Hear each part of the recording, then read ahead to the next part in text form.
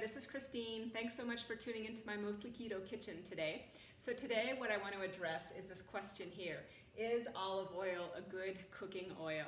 And the answer is going to be, it depends. So I'm going to share some science with you, which will be fun. One of my former students sent me research, actually she sent me sort of a popular literature article, and from it then I went and looked at some research about oils. It was really interesting. It was put out by Modern Olive Laboratories. Here, I'll put the link to the papers, both of them here. And so it's got a little bit of a pro-olive oil bent to it, but it seems like the research, the data that was in it is probably really good. And even in the popular literature article, they discuss, is there a bias? And I think they do a really good job with it. So it was pretty interesting. So anyway, we've spent a couple of videos discussing the oxidation of fats in the sense that fats can react with oxygen and then they become modified. So here we've got this OH sitting off of the fatty acid where in the natural form you had just double bonds. And so this is called fat oxidation.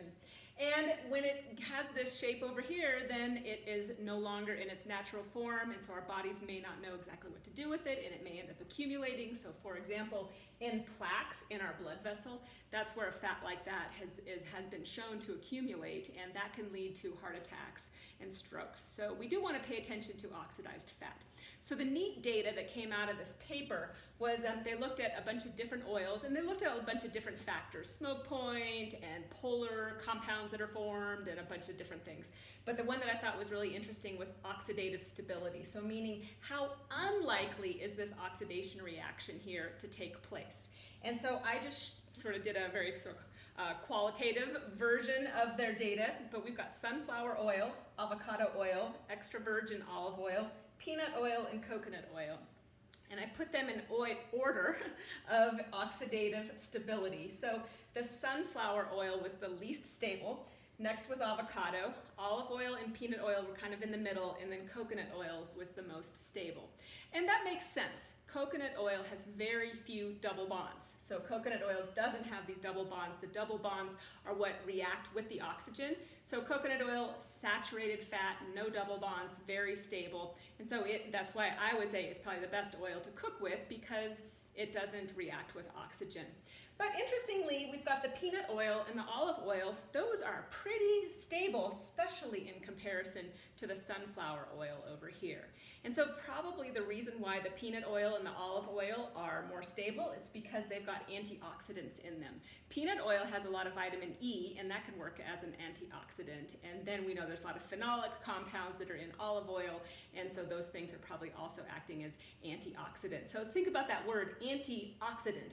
So they are going to prevent this reaction from taking place. They're going to slow it down because these antioxidants will react with the oxygen instead of the fat reacting with the oxygen. And so that's how the antioxidant works. So generally I'd say, yeah, probably pretty good to go ahead and cook with olive oil. It's not too bad. I would maybe prefer coconut oil, but either way, not a huge difference. But let's take a look at some potato chips. So should this discussion in any way guide us towards our decisions on what kind of potato chip to buy? Because you can see here that we've got Lay's, and those are fried in sunflower oil and canola oil. And then we've got many options. You can buy potato chips that have been fried in avocado oil or olive oil, and there's even potato chips that have been fried in coconut oil. And so which one would be the best? And so based on the data that I'm showing here, probably going with coconut oil would be best. But then, maybe it's not so bad to have the olive oil fried ones. Avocados, they don't have as many antioxidants in them, and so that one is probably going to have more of the fatty acids reacting with the oxygen, and so the avocado oil one might not be so good. And this is new information for me. I probably would have picked that off the shelf and said, oh, this is a good potato chip.